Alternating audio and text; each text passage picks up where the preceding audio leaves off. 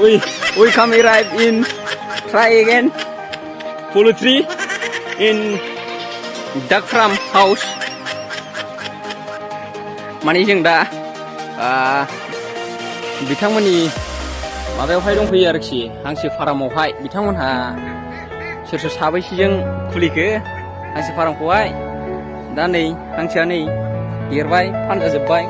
बिथांमोनहा दा सेल खालामसिगोन सोरबाफोर लांफैब्ला सेल खालामो बिथांमोनहा दङ नै हांसोआ बिथांमोनहा सुबिदाया नोगोद आराम हांसोनि थाखाय एखेबारे फुख्रि फिसा सा दंगलायो हांसोआ फानजाबाय फाननोसैनो बिथांमोनहा सोरबाफोर लांफैबा हरबावबायसो खोमा सोंनांसिगोन गावनाव बिगुमानाव हांसोखौ हरखो ना माखो माखासे हराखैना फार्स्ट टाइम बियो बिसिनि गोदानसो माबायाहाय फार्माहाय मारै देरबाय हांसोआ फानहरसैनो सोरबाफोर लांफैबा लांफैदो नोंथांमोनहा सोरनोबाफोर नांगौबा कन्टेक्ट लानानै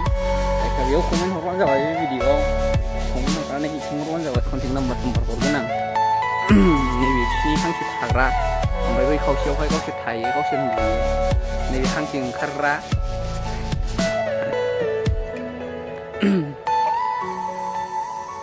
हेलौ स्पिकिं हांसो मालिक नोंथां ए गोदानसो नैबेयाव हांसो थाग्रा नैबेयाव मा बुस्थु लकेल माइसो माथो बस लकेल माइसो आदार होआ माबा गैया नैबेयाव हांसो थाग्रा आरोखि नांगौबा लांफैबानो जाबाय हांसोखौ फानजाबाय जाय बिथांमोन नांगौ बिसोर कन्टेक्ट लानानै लांफैदो हांसोआथ' दा मेजेम जाखासिगोन खोमा आंबो जाफेराखै दा मिथिया नोंथांमोन नांगौ नोंथांमोन सोरनोबाफोर नांगौबा कन्टेक्ट लानानै लांफैबानो जाबाय हा बिथाङा हांसोनो आदार होबाय दा हांसोआ आदारखौ जाफैजोबसिगोन फैबाय गासै माबेसे दं होनदों हांसोआ हा 73 दंनो हांसोआ फानजाबाय नोंथांमोन नांगौबा लांफैबानो जाबाय नै हांसोआ एसे गिदों आंखौ बारा खाथियाव थांला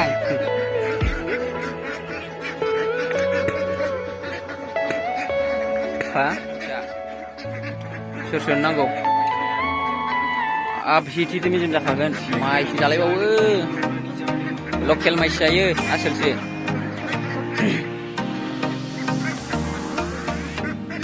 देरबाय गिदिर जाबाय लांफैनाय जाबाय नोंथांमोनहा सोरनोबा नांगौबा कमेन्टआव खालामहरदो कमेन्ट नोंथांमोनहा सोरनोबाफोर नांगौबा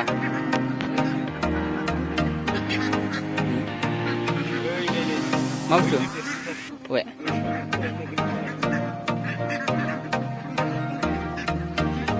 जानानै दै लोंहैबाय जाबाथाय जाबाय खनसेनो गिदिर जायो बिसोर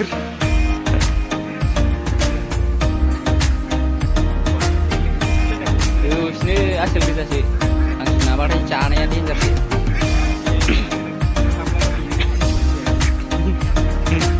हांसोआ जिसि साइसबावनो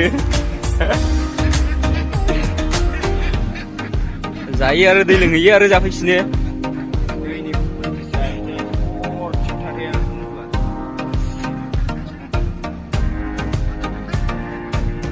माखासे थांबाय दैयाव थांफिनबाय माखासे जागासिनो दङ